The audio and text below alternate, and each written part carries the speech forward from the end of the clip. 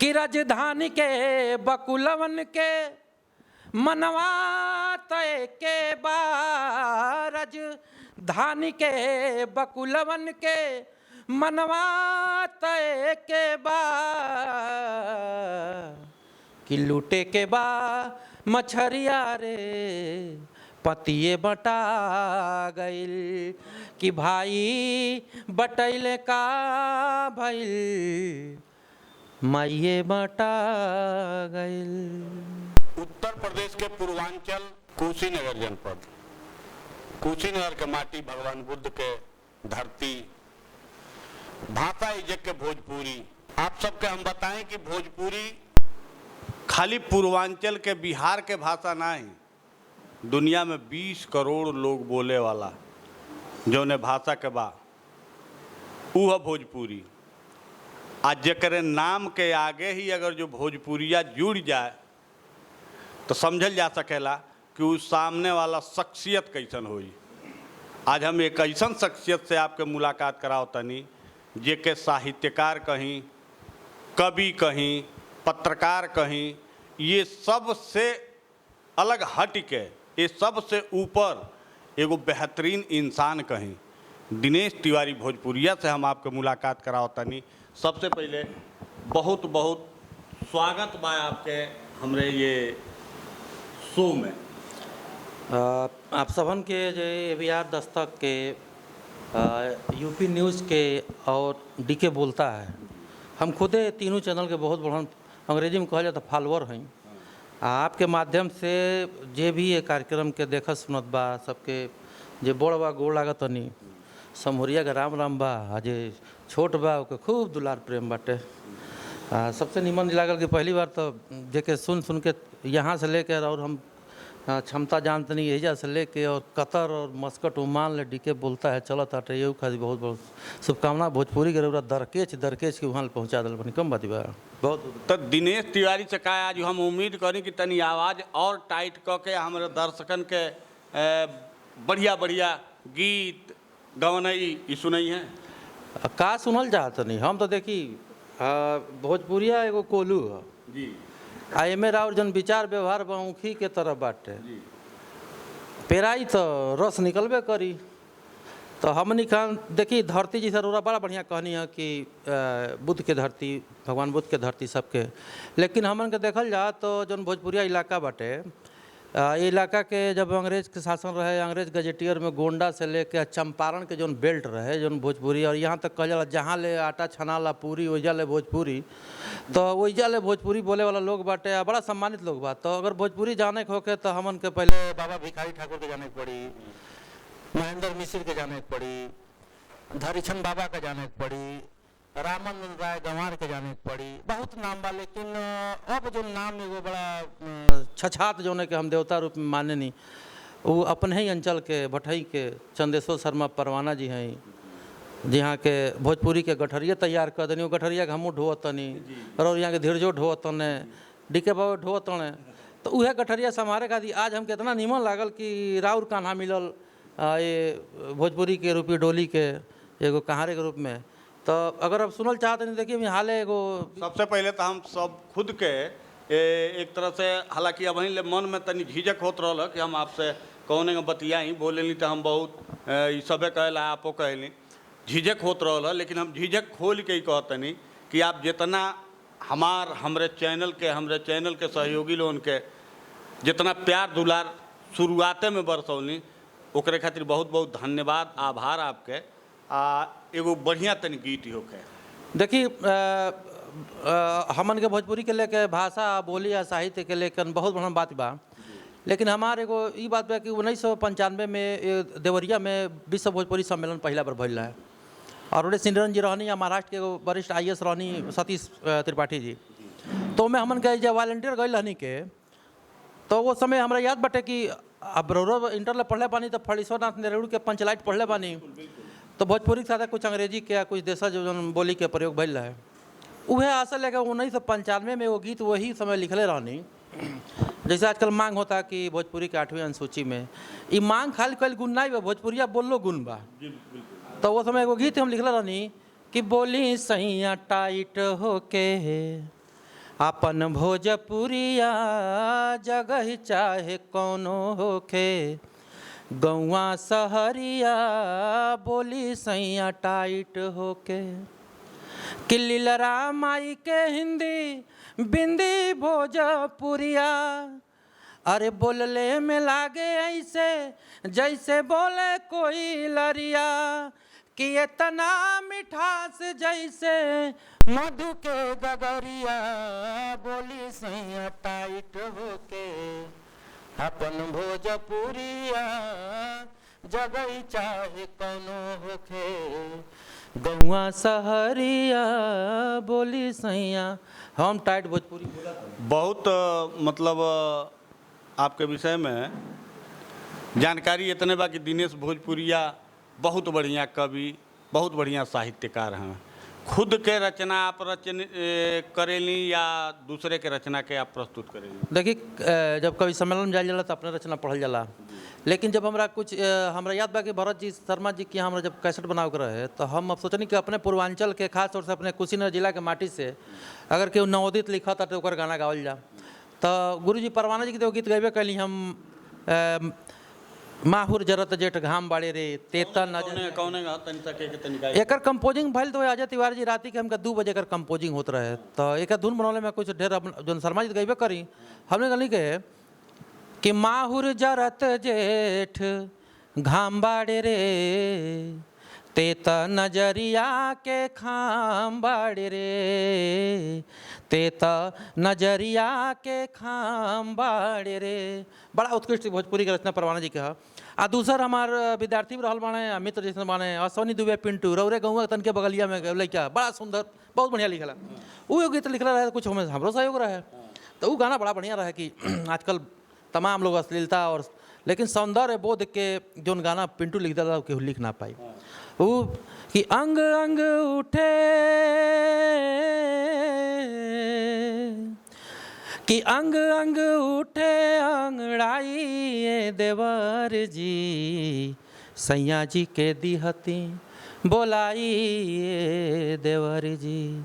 कुछ पाती कर मन पड़ता कि बरहो बिजन मोरा मन ही न भावे, कि बिरह के अगिया बदनिया जरावे, कि माहुर लागे मिश्री मलाई देवर जी, सैया जी के दिहती बोलाई देवर जी। क्योंकि हमारा व्यक्तिगत रूप से भी साहित्य के प्रति झुकाव बचपने से है। आज हम बगली में बैठल बानी, हम दर्शक दीर्घा में रहल बानी, आप मंच पर रहली। एगो गाना आपके हम सुनली, अब वो के हम बताई कि ओके आपे बताए कि आपके लिखल है कि केकर है। भाई बटैले तो का भइल। देखिए, काव्य मंचन पर जब जायल जाला तो वहाँ अपने गावल जाला जी। प्रोत्साहन खातिर तमाम गीतकार बाणे, उनके गीत तो मंचे पर आदमी मतलब सांस्कृतिक मंचन पर बाजा, लेकिन जहाँ अपन काव्य पढ़ल जाला अपने पढ़ल जाला। ये गीत भी बहुत प्रेरणा से लिखल गए। समाज में जो बंटवारा आदमी देखा ताटे, वो बंटवारा के देखते हुए एगो भाव जगल। याद बा रउरा के जब हमका छोट रहने के पढ़े जाल जाता गाँती बना जा, जाड़ा के दिने में गाँती ऐसा बना जा। वो गाँती उती अब कहीं लौकत नहीं बा, तो गाँती 3 भाई रहे तो तीनों भाई गाँती बना जा, एक के अंटिया फरा के गाँती बना जा, माई एक के। लेकिन समय बीतल, बंटवारा भइल, जौन भाषा बोली के लेकर लड़ाई होता, बंटवारा होता, वही पर एगो भाव रहे कि खिस्सा कहीं का बटैल के गतिये बटा गइल, कि किस्सा कहीं का बटैल के गतिये बटा गइल, कि भाई बटैले का भइल माये बटा गइल, कि भाई बटैले का भइल माये बटा गइल। देखा पाणी जी, का कावरी बटा एक के पूरा सुनावे के बाद। देखो, धर्म के आधार पर बंटवारा होता, समाज बंटवारा होता, जात के आधार पर बंटवारा होता, लेकिन हम बंटवारा के कहाँ कहाँ समझ ली और ये चैनल के माध्यम से हम बतावल चाहते नहीं कि सूरज आ चांद सूरज आ चांद एक के बा, आसमान एक के बा, सूरज आ चांद एक के बा, आसमान एक के बा, देखे बदे के अखिया रे अखिए बटा गइल कि भाई बटैले का भइल माइए बटा गइल। आ देखिए जो एक के माटी में उनका सब खेलने बानी के वो माटी कैसे बटाता कि साचा के दोष बाकी पथेरिया के दोष बा, साचा के दोष बाकी पथेरिया के दोष बा, कि आवा के निकसल मटिया रे मटिए बाटा गइल कि भाई बटैले का भइल माइए बाटा गइल। आज़ादी के जौन एगो दन समन का झेलनी के बंटवारा के रूप में वो देखी कि सोनवा चिड़ैया बाबा गांधी के अब काहे रोवत बा, सोनवा चिड़ैया बाबा गांधी के अब काहे रोवत बा, कि देहिया तिरंगा एके रे देहिए बटा गइल कि भाई बटैले का भइल माइए बटा गइल। ये बंटवारा के पीछे एगो बहुत बड़ा ताकत बाटे, वो ताकत के अपने अपने हिसाब से बुझी कि राजधानी के बकुलवन के मनवा तय के बा, राजधानी के बकुलवन के मनवा तय के बा, कि लूटे के बा मछरिया रे पतिए बटा गइल कि भाई बटैले का भइल माइए बटा गइल। मनो इतना दर्द सोच जी काफ़ी गौर करे वाला ये आपके गीत। चूँकि बहुत दिन पहले हम सुनले रहनी, कई मंच पर हम सामने से प्रयास कैली कि होक है ये गाना आपके बड़ा नीक लागल। बड़ी देर से हमने बतियाओ तो बटले बनी के कुछ अपने विषय में अपने बारे में बताएं कि मतलब आपके निवास कहाँ से, आपके शिक्षा दीक्षा वगैरह के विषय में भी कुछ जानकारी। जी निवास तो ये बटे कसे हैं, पिताजी के नाम हमारे स्वर्गीय वंश बहादुर तिवारी जी वहाँ के लोकतंत्र रक्षक सेनानी रहनी, वरिष्ठ पत्रकार रहनी, कई गो शिक्षण संस्था से जुड़ल रहनी, इमरजेंसी में जेलो गई नहीं।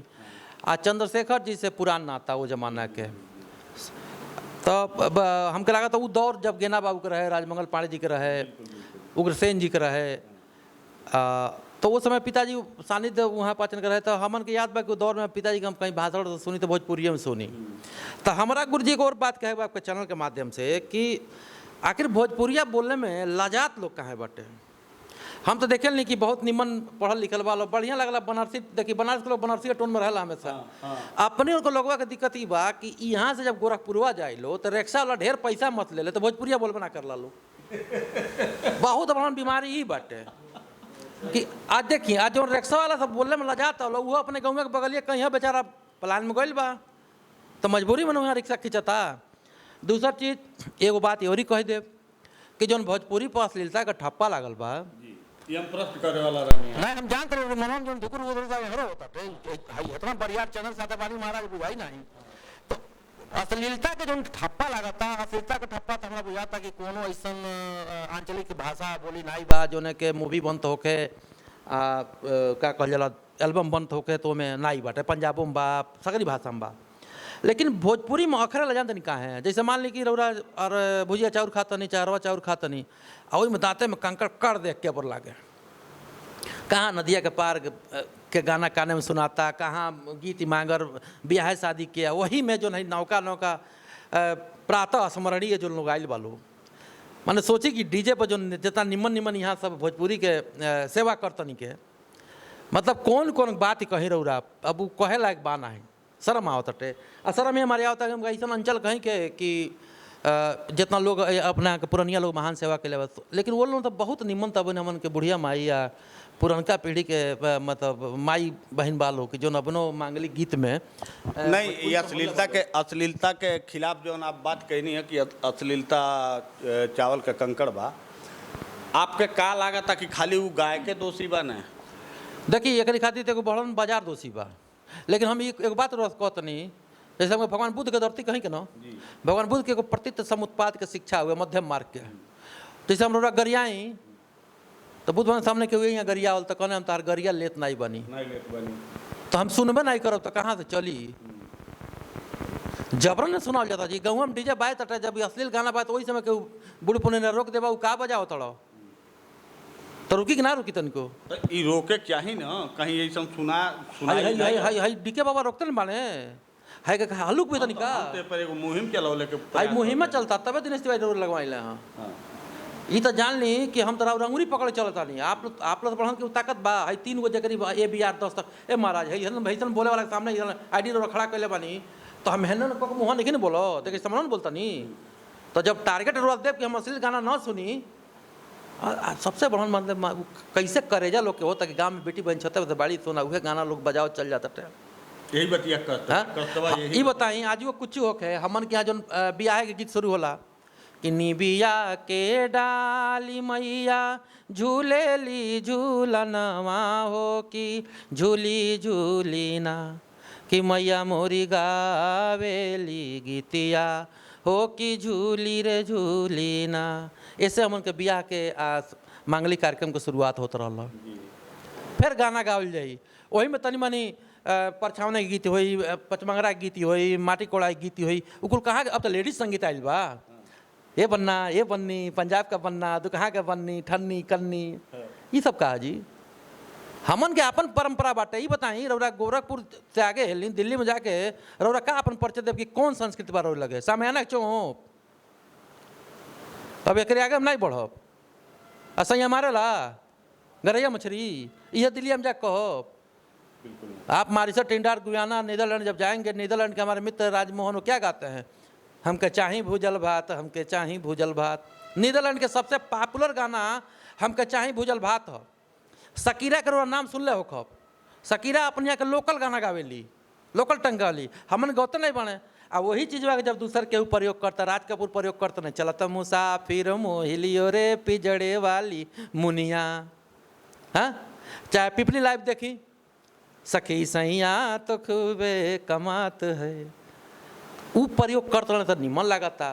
रौरा बोलत में लाज लागता, कहाँ लजाता नहीं, खूब टाइट होके बोली भोजपुरी। और जब बोलब हम तो बहुत अच्छा निमन चंद्रशेखर बाबू के माने, जब अपने देश के प्रधानमंत्री रहनी, हम लालू जी के बहुत अच्छा माने नहीं। सब छोड़ी हमारे वर्तमान प्रधानमंत्री जब कुशीनगर में तो भोजपुरी बोलनी, कहाँ नहीं हुआ गुजराती बोलनी। अरे एक कहले बटे मतलब कहले मतलब ये कि प्रधानमंत्री जी भोजपुरी बोले। अंचल का सम्मान होना चाहिए। जब प्रधानमंत्री आपके अंचल का सम्मान कर रहे हैं तो आपको बोलने में क्यों झिझक हो रही है। जय भोजपुरी, भोजपुरी जिंदाबाद। तो एकर का उम्मीद कल जाए कि एकर मुहिम अब एगो चालुए होके। देखिए यहाँ पे हाल में शंभू राय जी अपन भोजपुरी मंच के साथ, और अभी भलुआ के आनंद मणि जी हमको जानकारी भल कि भोजपुरी पर एगो काम होके जाता अश्लीलता के विरुद्ध। तब बाद में पता चल कि सोकर रौरा पिछवा से लगौले बानी, हमो के सोकरे में जोगाड़ करके बोलौनी है, तो हमके मोही में रहल जी साथे रह जाए। तो तनी एगो गौरी झरेलवा गीत हो जा कौन। देखिए हम झरेलवा तो नहीं मतलब गौल रहती गुरुजी तो मार्केट में बहुत आगे गए रहते, बाजार से समझौते नहीं करनी, लेकिन वही में तनी मनी गौली बिल्कुल बिल्कुल। तो कौन हम करी मिलिया चलत नहीं के पर्ची भजत नहीं के क्रेसर भइल वेरी गुड सैया, कैसे करी फील गुड ये सैया, कैसे करी फील गुड। ऐसा ऐसा ये झरलवा रहा है। तो ऐसा करी हो चटकार लागे लू हो, चटकार लागे लू हो, अश्लीलता नहीं बा एमे, तनी सा नेह प्रेम बा। हो चटकार लागेलू, हो चटकार लागेलू, हो खालू चटर चटर, मेला में जिलेबिया त बड़ा चटकार लागेलू। इहो तो हो सकला भोजपुरी में। भोजपुरी एगो ऐसन शब्द है आ ऐसन विधा है कि जहाँ हास्य बिना अधूरा बा। कोनो ऐसन जीवन में घटना घटल का कि जौन हंसी से सराबोर हो गई हो कि हाँ देखिए, जब डिग्री कॉलेज में हम पढ़त रहनी जी तो उस समय NSS में रहनी हम। हाँ एक पहले NYP में नाम सुन लो सुब्बा राव जी के भी जी जी साथे रहल गए। तो तमाम देखल जाए हर राज्य के लोग आवे अपन, और हर राज्य के लोग अपन अपन कहे, तो हमन के भल कि तोहन लोग का प्रस्तुत करबा जान। तो NSS में हमार चयन भल Sambalpur university national integration cap लागल है। तो हम कहनी हम फरुआ ही नाचब तबे हमार सिलेक्शन हुई आ नचनी फरुआ ही। तो बड़ा निक रहे, जुलुफिया में तेल हो है मोरे राजा, जुलुफिया में तेल हो है मोरे राजा, ढंग तो आवे नहीं। तो फरुआ में गिरह मारल जाला, ए अलैया कलैया खा के सिलेक्शन वाला हमके सेलेक्ट कर ली हल्लो। आ नचनी फरुआ ये से लेकर संभलपुर ले, तो वो कॉन्फिडेंस आयल अंदर से भीतर से, ये दादा अपने मूलतः जो अपन कला बा एक तो संरक्षण करे चाहिए, ऐसा गीतन के पीछे पड़े चाहिए। तब जान ली गुरुजी ना पीढ़िया होगा तो गैल नहीं ससुरारी अपनी। आ पीढ़िया गीत तो भाई को मोबाइल में थोड़े रहे, और टेप रिकॉर्डर रहे कैसेट वाला में 2 गो सेल आ धागा बांध के नीचे लटकौले रहनी। हाँ तो पीढ़िया के गीत कि हमके पटना से रेडियो मांगा दी राजा जी, हमके पटना से बक्सा मंगा दी राजा जी। तो सुननी सुननी कहीं बड़ा निक लाता है भोजपुरी में, अब लिखल चाहता टे। तो लिखल सुनल चालू भाई, तो अचानक उस समय है भ्रष्टाचार उचार के बड़ा कुल मैटर चलता है देश के राजनीति में। तो हमू लिखली कि घूस दे तुझे पकड़ा ला भाई, कि घूस ले तुझे पकड़ा ले भाई, घुसवे पकड़ा के छूटी जाई, रोवेला गांधी जी के बनरवा दादा हो दादा माई। अनुटिया पर धंधे बानी। तो धीरे धीरे होते लिखे का प्रेरणा बढ़त गई। खूब लिखनी के हाथ में, फिर विरह के, फिर सौंदर्य के। अब देखिए अश्लीलता लोग से बात होता रहा, बस 30 सेकंड और दे दी बड़ा कुल लोग घाट पाच में लिख दिला। हमू एगो नायक नायिका पर लिखनी आ जान ली कि जब यह संस्कार के कार्यक्रम होता रही हिरौली में, आ मंचे पढ़त रही तो एक प्रधान जी रहने उठौने जूता कहने मारत तार मुड़ी फाट जाए, कपड़े फाट जाए। अच्छा। ये लिखते हो? हम तो डरा गए नहीं। लेकिन हमारी कविता सार्थक हो गई। कविता जानते निकाल लिखल रहनी कि नायक नायिका के बुलाओ तड़े कि उगी हैं अजोरिया जब पसरी चदनिया, ए धनिया छतवारे ना, सजनी हो काढ़ी लीह छागल, कि रतिया रहल हम जागल, कि मिली ह छतवारे ना।